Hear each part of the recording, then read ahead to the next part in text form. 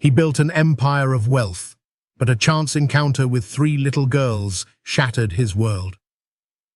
Daniel Carter's mornings were a symphony of precision. His luxury sedan glided into the underground garage of the glass and steel tower he owned. By 8 a.m., he was seated in his top-floor office, a space lined with polished marble and expansive windows offering a panoramic view of the city he dominated. Every moment of his life was scheduled, measured, controlled. Meetings flowed like clockwork, decisions were made with ruthless efficiency, and emotions were a luxury he never indulged. That was the life he had built, the fortress of success that kept the world at a safe distance. But all of that began to crumble one rainy Tuesday morning at Riverside Medical Center. Daniel had arrived at the hospital for a routine meeting, a funding proposal for a new expansion wing he was considering supporting. It was just another business decision, another opportunity to shape the city in his image. He stepped out of the elevator, his polished shoes clicking against the tiled floor, his mind already calculating figures and projections. But as he rounded the corner, he saw them, 3 little girls, standing side by side just outside one of the patient rooms. They couldn't have been more than 5 years old, their tiny hands clinging to one another. All 3 were blonde, wearing simple pastel pink dresses, their faces stained with tears. One girl hugged a stuffed rabbit so tightly it looked like it might fall apart. Another wiped her eyes with the back of her hand. The third stared blankly at the floor, her lips trembling. It was the kind of image that didn't belong in his carefully ordered world, a moment of raw, unfiltered emotion that had no place in his plans. Daniel almost kept walking, but then one of them looked up. Her eyes were the first thing he noticed, wide, brown, and too familiar. A pang of recognition struck him, a memory buried beneath years of ambition and isolation. He stopped in his tracks. For a moment, he simply stood there, unsure of what to do, unsure of why he felt his heart pounding against his chest. Slowly, he approached them, his voice soft, almost gentle. "Hey," he said, crouching to their level. "Are you girls all right? Did you get separated from someone?" The tallest of the 3 shook her head. "Our mommy's in the ICU," she whispered. "They said, we can't see her yet." "Are you waiting for someone?" Daniel asked, his voice even softer now. "Is someone coming to pick you up?" All 3 shook their heads in unison. "There's no one else," the girl with the stuffed rabbit whispered. Just Mommy." Daniel felt something twist inside him, an emotion he hadn't felt in years. Helplessness. "What's your mum's name?" he asked gently. "Laura Bennett," the smallest one answered, her voice barely above a whisper. The name hit him like a lightning bolt. Laura. His mind raced, memories flooding back. Laura Bennett. The woman he had once loved, the woman he had lost contact with 5 years ago. And now she was here, just beyond that door, and these 3 girls. "What are your names?" he asked, his voice tight with something he couldn't quite name. "Sophie," the oldest whispered. "Olivia," the second girl added. "Lily," the smallest murmured, clutching her rabbit even tighter. Daniel's breath caught. He stared at them, his mind reeling. The eyes, the hair, the faint curve of their cheeks. They weren't just Laura's girls. They were his. A sense of panic gripped him. He didn't know what to do, didn't know how to process this. But one thing was clear. He couldn't just walk away. He stood, looking around for a nurse, anyone who might explain this. But the hallway was empty. Turning back to the girls, he forced himself to speak, his voice calm but strained. I knew your mom a long time ago. Can I stay with you until we figure this out?" The girls looked at each other, then back at him. Sophie nodded, her tiny fingers still gripping her sister's hand. Daniel sat down beside them, his expensive suit crumpling against the cold tile floor. For the first time in years, he wasn't thinking about his next meeting, his next deal, or his next success. All he could think about was Laura, and these three little girls who had just shattered his perfectly controlled world. The drive to Riverside Medical Center felt longer than it was, not because of traffic, but because of the weight of uncertainty pressing down on Daniel. He wasn't sure why he was doing this. He wasn't a man driven by impulse. His life was defined by logic, control, and careful planning. But today, all of that seemed distant. He had stayed with the girls for hours, learning their names, their fears, and the story they were too young to fully understand. Laura Bennett was their mother, a name he hadn't thought about in years, but one that now echoed painfully in his mind. After sitting with the girls in the empty hallway, he eventually convinced a nurse to bring them into a small waiting room with a few chairs and a table scattered with coloring books. But the girls barely touched them. They sat together, hands intertwined, their wide eyes filled with quiet fear. "Are you sure you don't want me to call anyone else?" the nurse had asked, her expression kind but strained. "A relative? A friend?" "There is no one else," Sophie whispered, her voice firm but sad. Daniel's chest tightened. He had tried to reach the social worker the hospital mentioned, but she was in another wing, tied up with another case. He left his number, but he couldn't bring himself to leave the girls alone. It wasn't just the familiarity of their faces, that soft, undeniable reflection of his own features mixed with Laura's. It was something deeper, a sense of responsibility, a weight he hadn't felt in years. "Are you hungry?" he asked them gently, his voice softer than usual. The girls exchanged glances. Finally, Olivia nodded. "A little." He ordered pizza, an odd choice for a man who usually dined at exclusive restaurants or skipped meals altogether. But when the steaming boxes arrived, the girls' eyes widened, and their tiny hands reached eagerly. They ate in silence at first, the room filled with the soft sounds of chewing and the faint hum of the hospital air conditioning. But soon, they began to talk, quietly at first, then a little more freely. "Mommy always makes pancakes on Sundays," Sophie murmured, staring at her slice of pizza. "But we didn't have pancakes last week," Olivia added, her brow furrowing. "Because she got sick," Lily whispered, clutching her stuffed rabbit tighter. Daniel felt a pang of guilt, a feeling he didn't quite understand. He didn't know these girls, and yet every word they spoke felt like a weight pressing on his chest. "She's going to be okay," he found himself saying, though he had no idea if that was true. They looked at him, their eyes searching his face, and for a moment, he wished he could promise them more. The hours slipped by, and eventually, the nurse returned. "Mr. Carter, the social worker is ready to speak with you." "I'll be right back," he whispered to the girls. "I'm not going anywhere." He followed the nurse to a small, sterile office where a woman with tired eyes and a patient smile greeted him. "Mr. Carter, I'm Clara Hayes. I understand you've been staying with the Bennett girls." "Yes. They were alone. I couldn't just leave them." Clara nodded, her expression softening. "I appreciate your concern. Laura Bennett was brought in last night following a sudden medical crisis. She is in critical condition, and we have no listed emergency contacts for her, other than the children." "How is she?" Daniel asked, his voice tightening. "Stable but unconscious," Clara replied. "We are monitoring her, but recovery is uncertain." "And the girls? What happens to them?" "Well," Clara hesitated, "in situations like this, we usually reach out to extended family.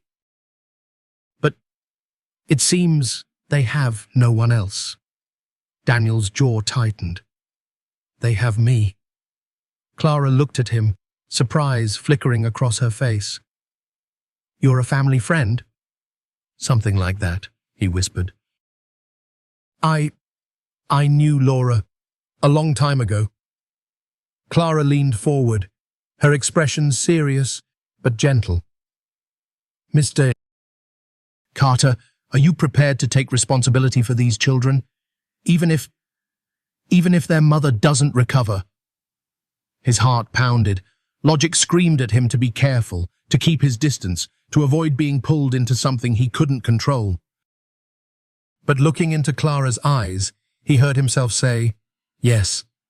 When he returned to the waiting room, the girls looked up at him, their wide eyes filled with quiet hope. "You're staying?" Sophie whispered.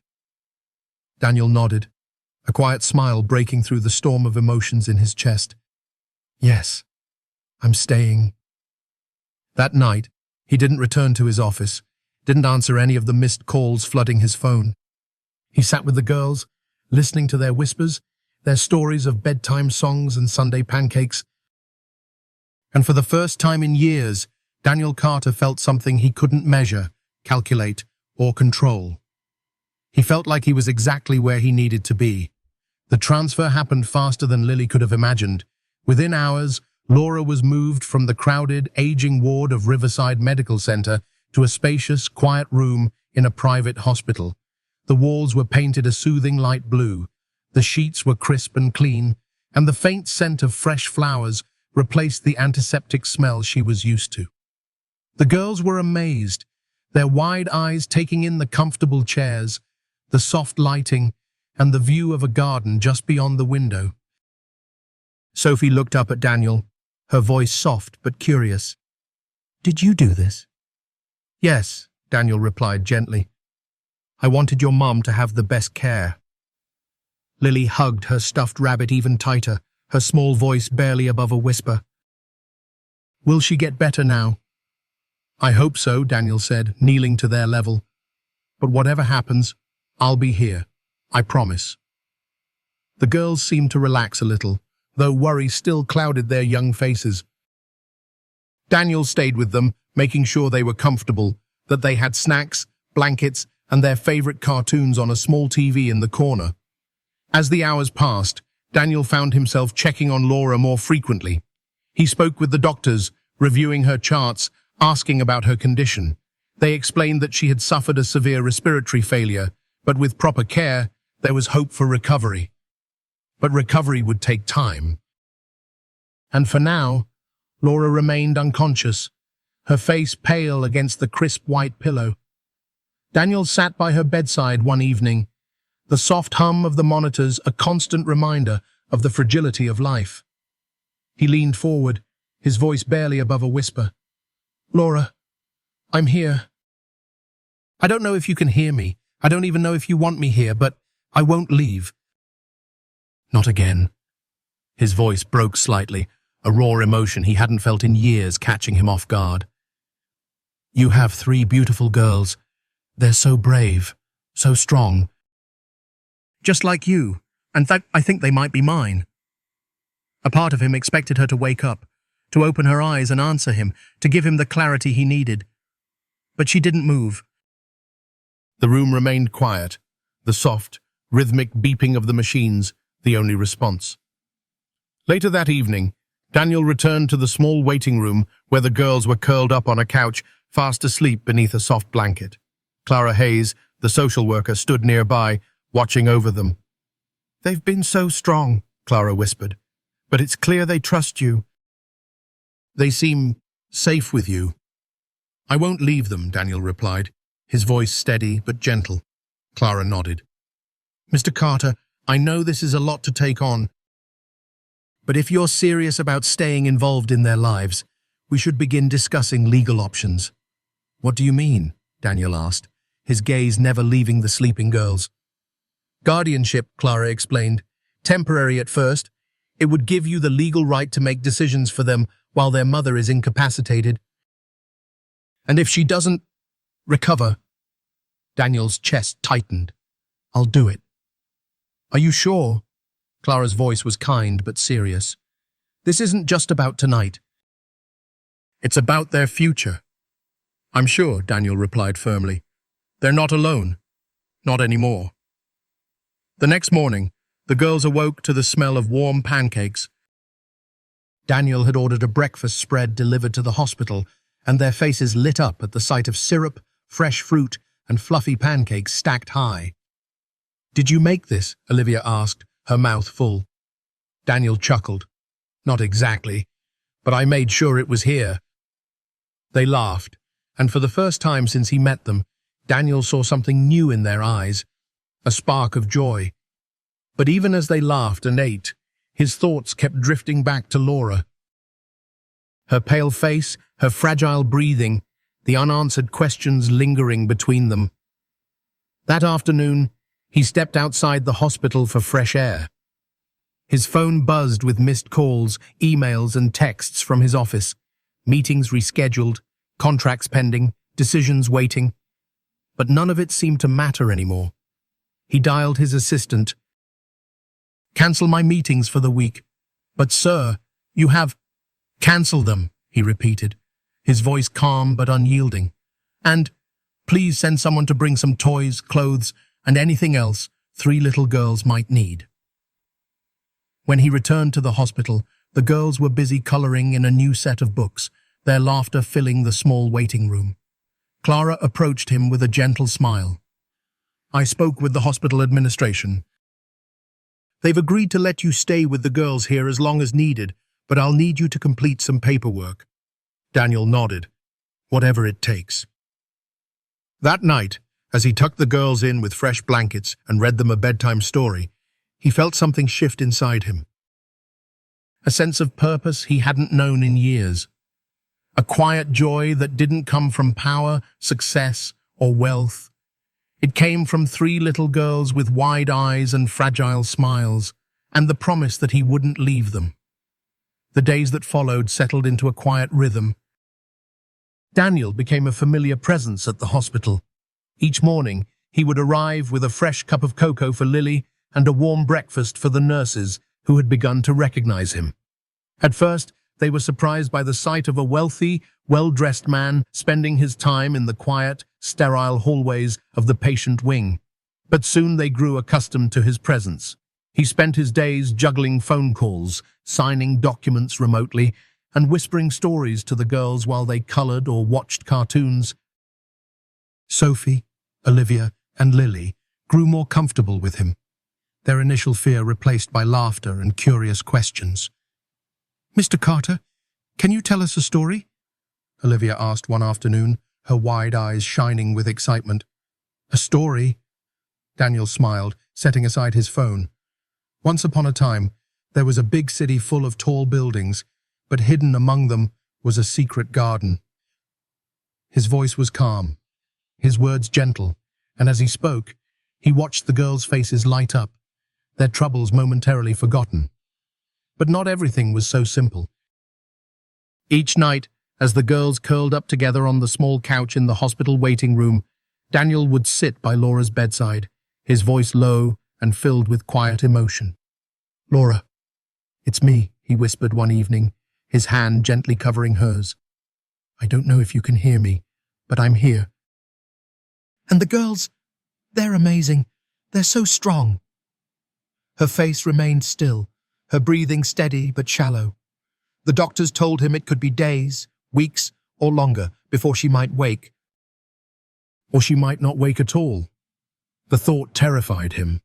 One rainy evening, as the city outside shimmered under the glow of streetlights reflected in puddles, Clara Hayes, the social worker, approached him.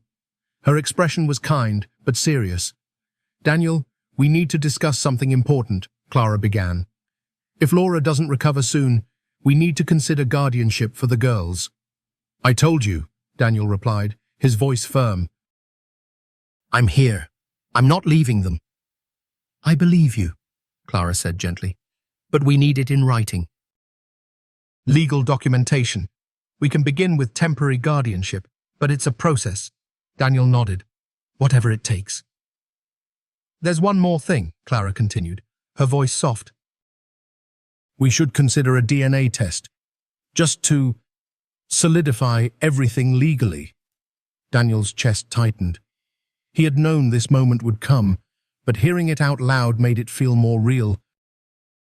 Do you think it's necessary?" "It's not about doubt," Clara assured him. "It's about protection.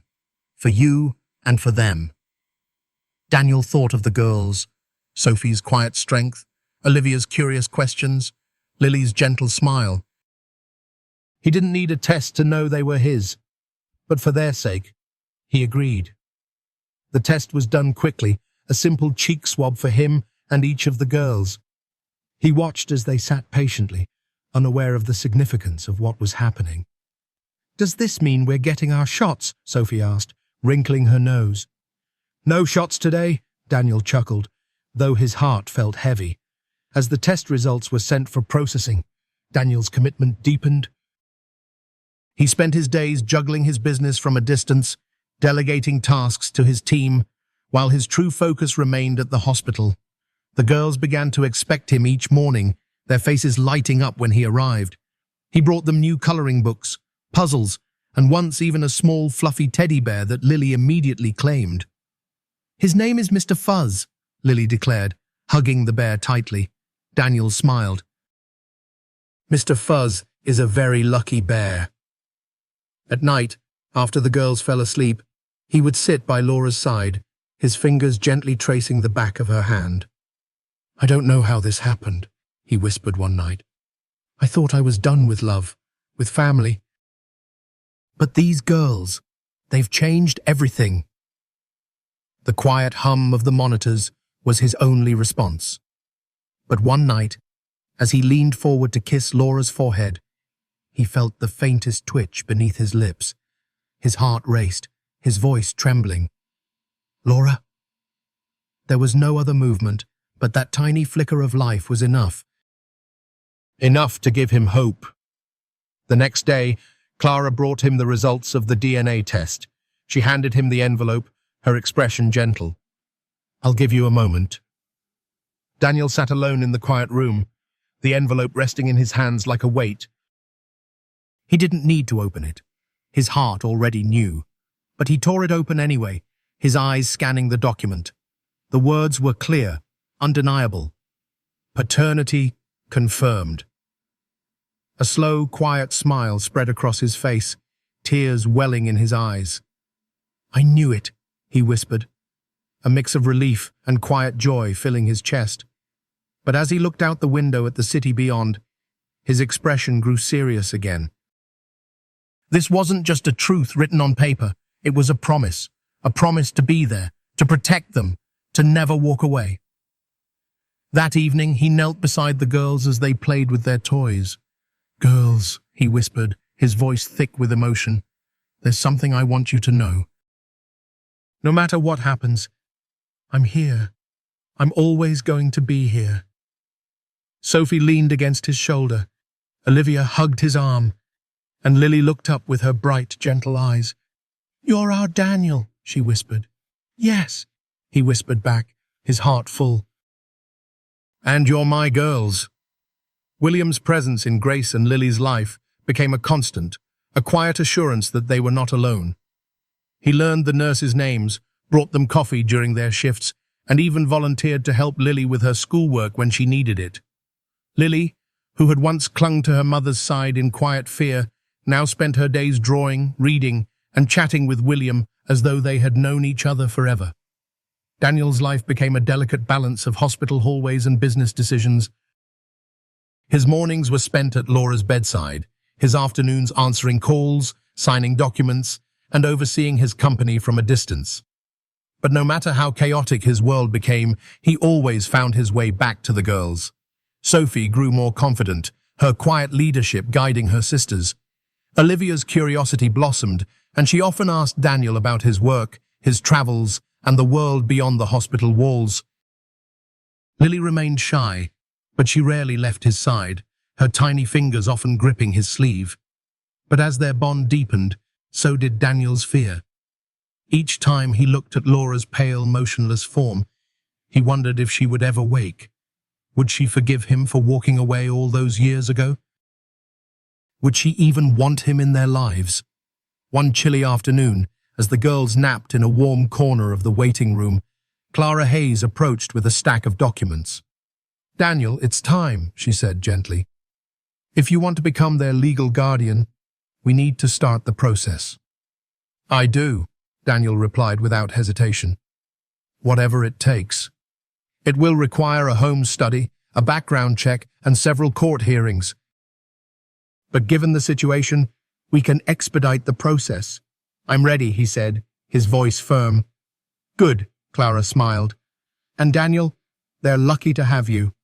No, he whispered, his gaze shifting to the girls, their small forms curled together beneath a soft blanket. I'm the lucky one.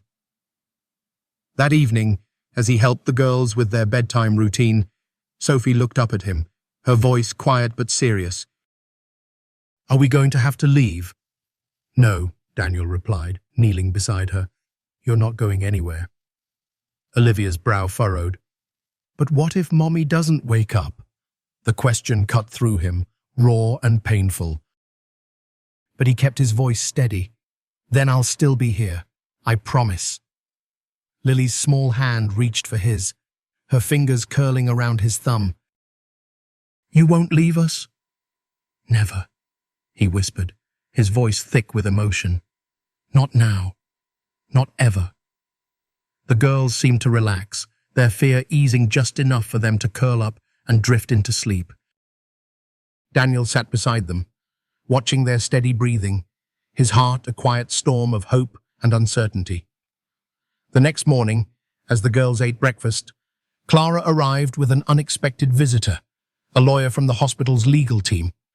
Mr. Carter, the lawyer began, his tone polite but formal. Given the situation with Miss Bennett and your interest in guardianship, we recommend establishing a temporary custody agreement.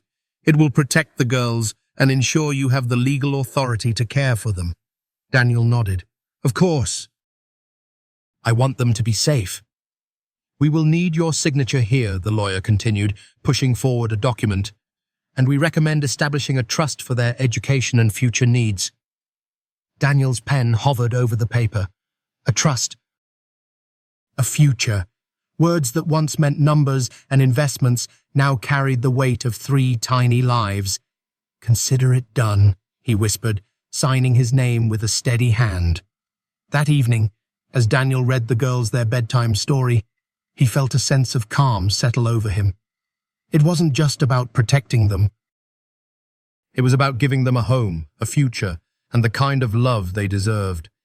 And as Lily curled up against his side, her tiny voice whispering, I love you, Daniel, he felt something break and rebuild within him. I love you too, sweetheart, he whispered, his voice filled with quiet conviction. He wasn't just protecting them, he was becoming their father. The first days of spring brought a sense of hope as sunlight spilled through the hospital windows and warm breezes replaced the chill of winter.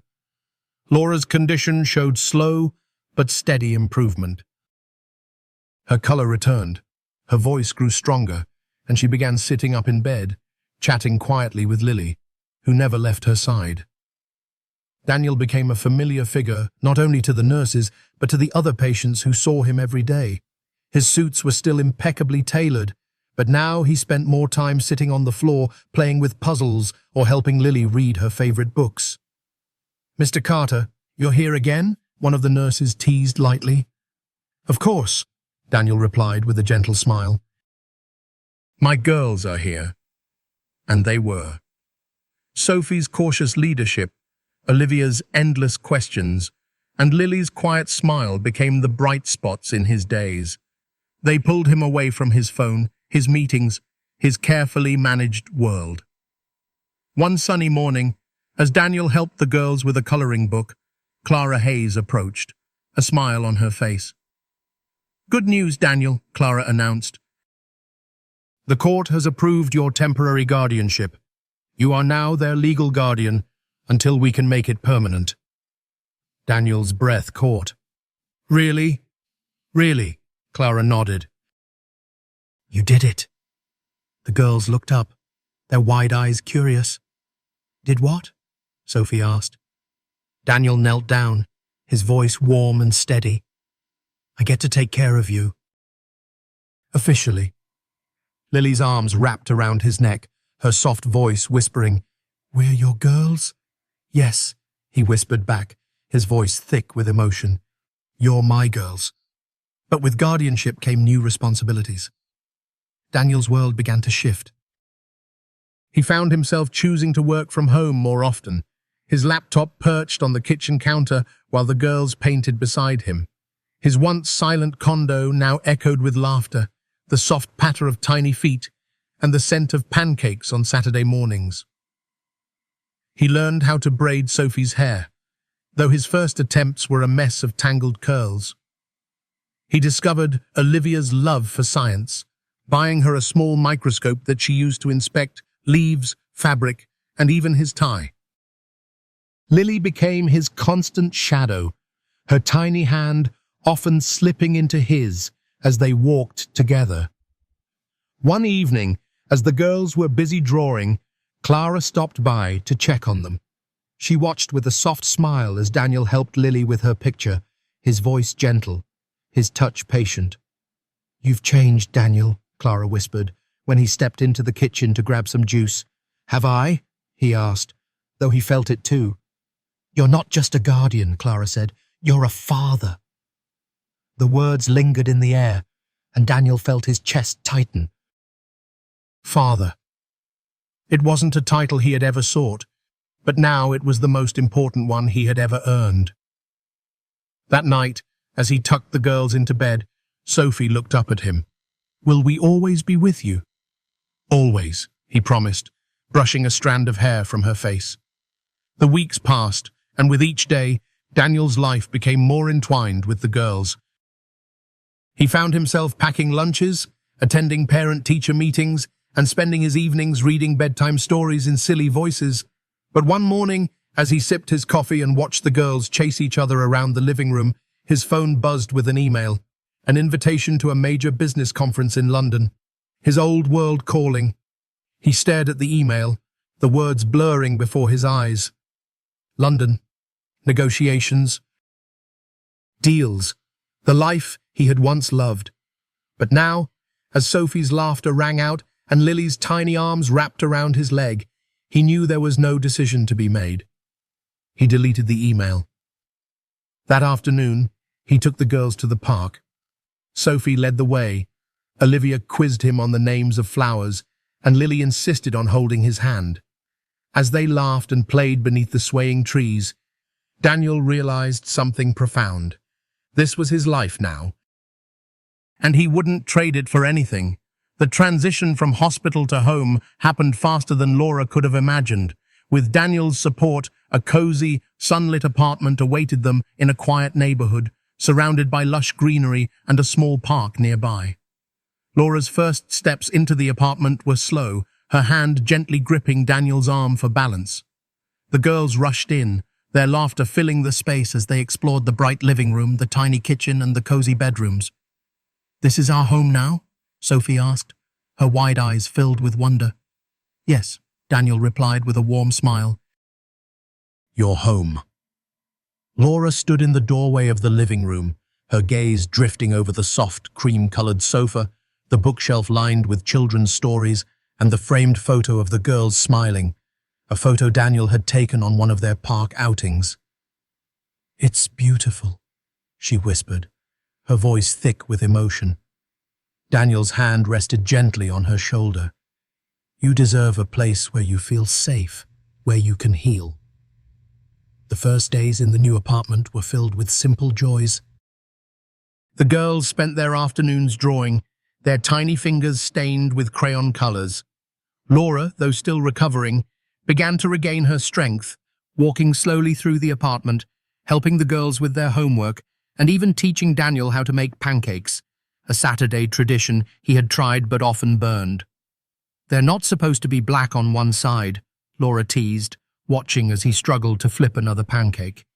"It's called creative cooking," Daniel laughed, earning giggles from the girls.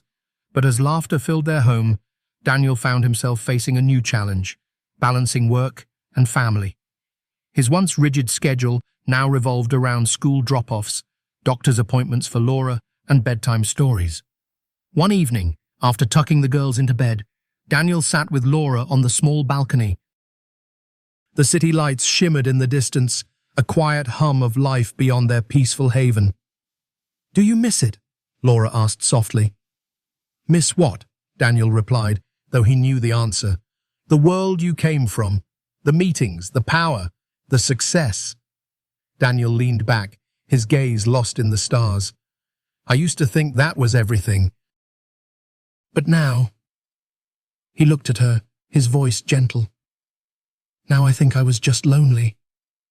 Laura's fingers brushed against his. You're not alone anymore. In the weeks that followed, Daniel's transformation became even more apparent. He learned how to pack school lunches, how to braid Sophie's hair without creating a tangled mess, and how to read bedtime stories with voices that made the girls laugh. But there were struggles too. Nights when Laura couldn't sleep, haunted by memories of the hospital. Moments when Sophie worried they would have to leave again. Olivia's endless questions about the world outside, and Lily's quiet fears, the way she clung to her stuffed rabbit whenever a storm rolled in. But through it all, Daniel stayed. He didn't have all the answers, but he had patience, and he had love. And slowly, the girls' laughter became more frequent, Laura's smile grew brighter, and their tiny apartment felt more like a home. One Sunday afternoon, as they all sat together on the living room floor playing a board game, Sophie looked up suddenly. Are we a family now? Daniel's breath caught. He glanced at Laura, her eyes soft and filled with quiet warmth. Yes, sweetheart, he whispered, his voice filled with emotion. We're a family. Laura leaned against his shoulder, and the girls laughed as Olivia tried to cheat, moving her game piece ahead when she thought no one was watching. Daniel's heart swelled. This was his life now. Messy, unpredictable, filled with joy and chaos. And he wouldn't trade it for anything in the world. Life in the new apartment settled into a warm, familiar routine. Daniel continued to visit nearly every day, bringing groceries, helping Lily with her homework, and sharing quiet evenings with Laura.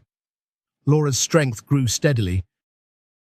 She began cooking again, teaching the girls how to make simple recipes while Daniel attempted, and often failed, to follow along. Pancakes became a Saturday tradition, and while Daniel's were still a little burnt, the girls insisted they tasted the best. On sunny afternoons, they walked together to the nearby park.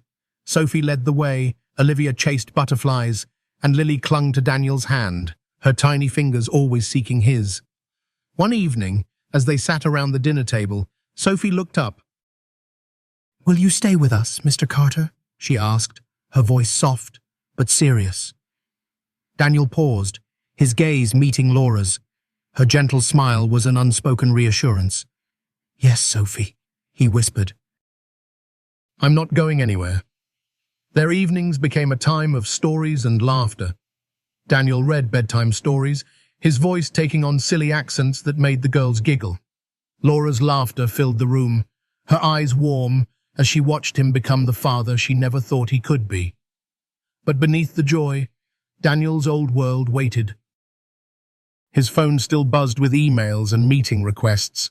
His assistant often called, reminding him of missed calls and postponed deals, but Daniel found it harder to care.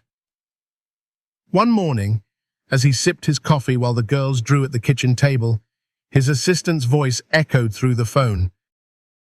Sir, the board is concerned. You've missed 3 major meetings this month. Are you stepping back? Daniel's gaze drifted to the girls, their laughter a melody that softened the sharp edges of his old life. Yes, he said quietly. I'm stepping back.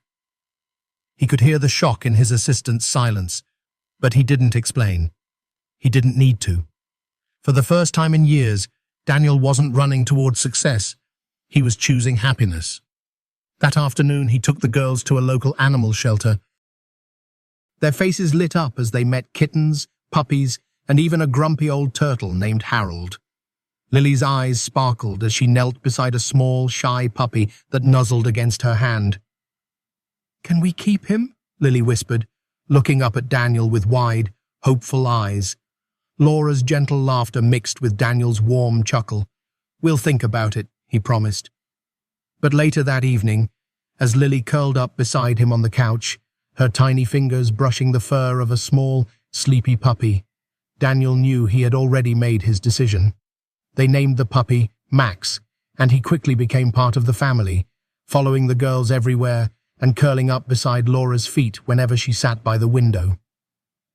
One rainy night, as the wind howled outside and the rain tapped against the windows, Daniel sat with Laura on the couch, a soft blanket wrapped around them. "Do you ever miss it?"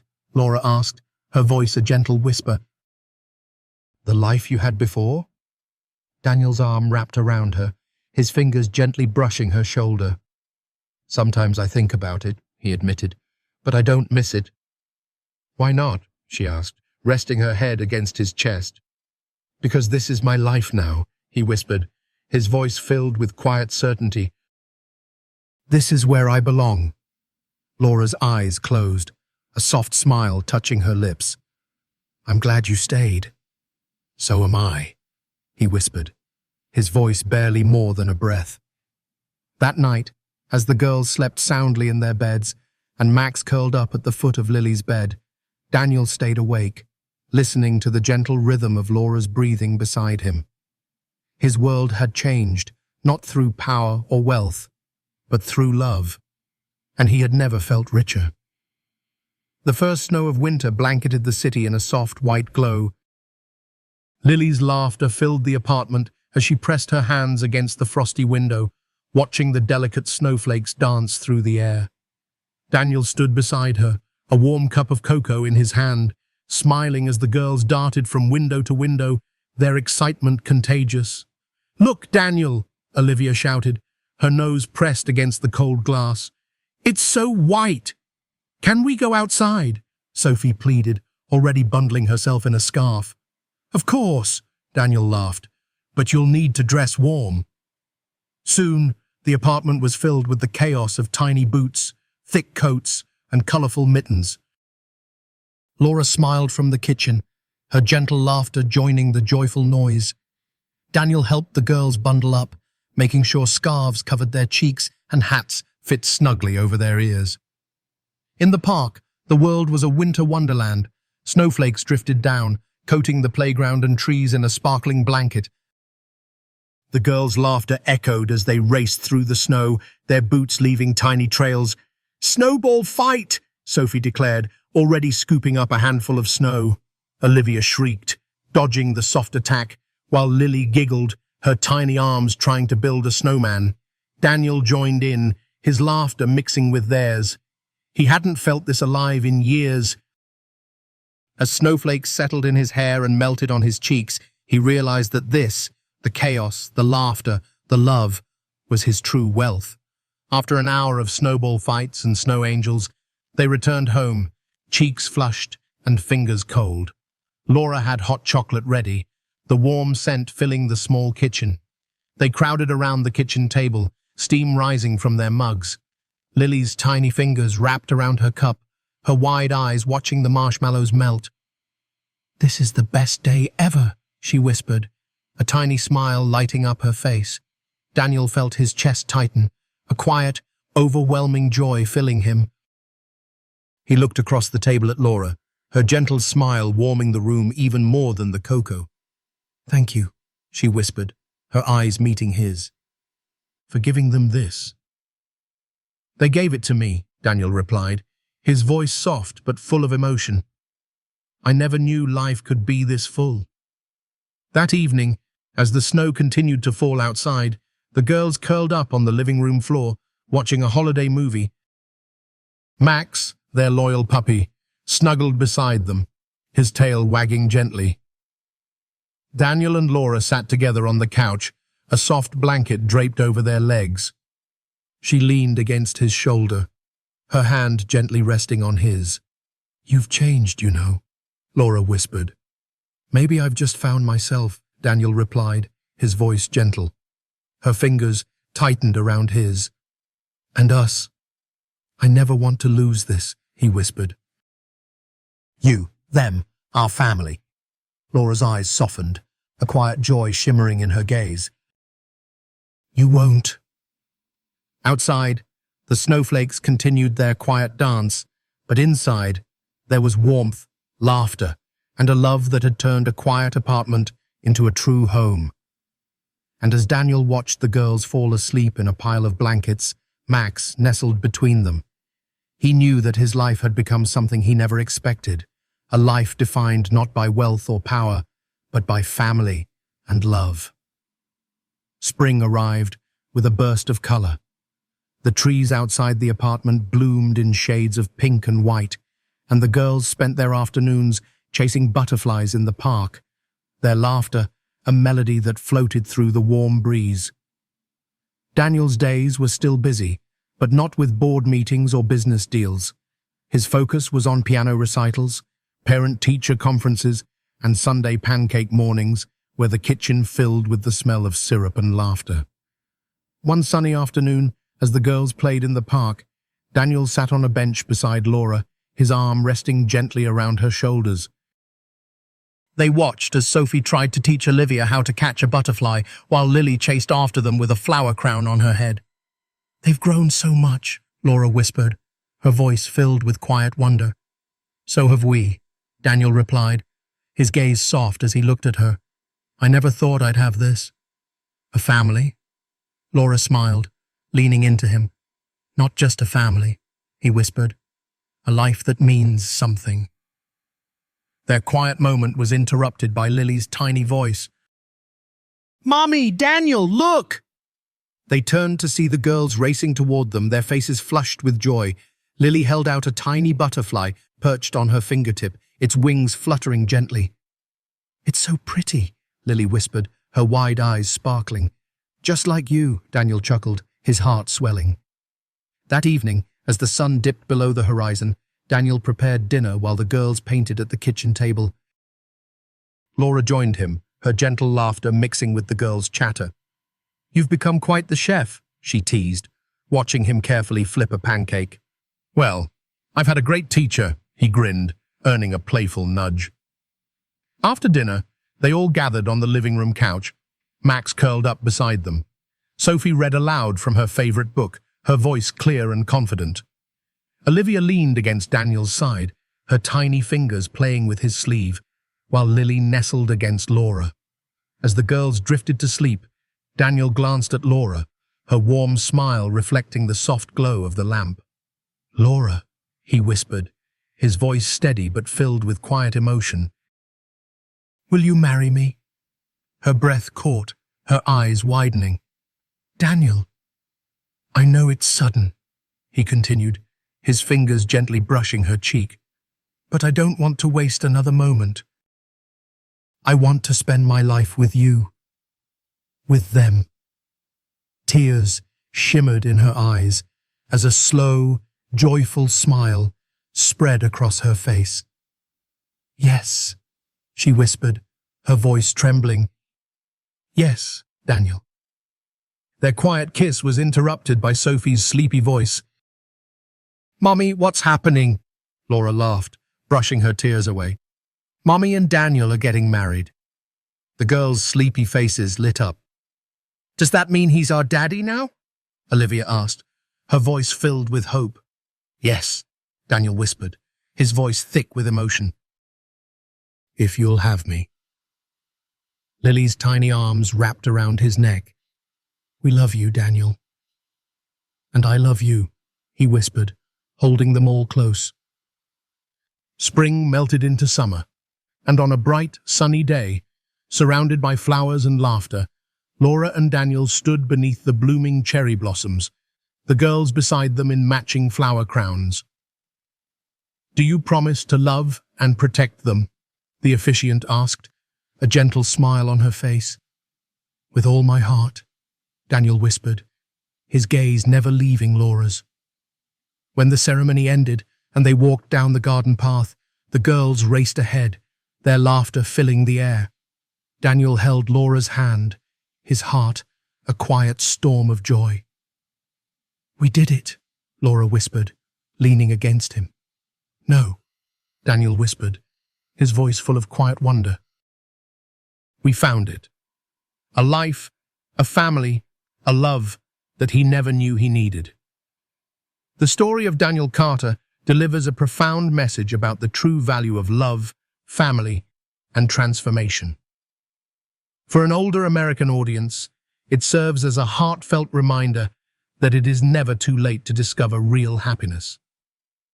Daniel, once a man who measured his life by success and wealth, learns that the greatest treasure is not money or power, but the love and connection he finds with Laura and the three little girls.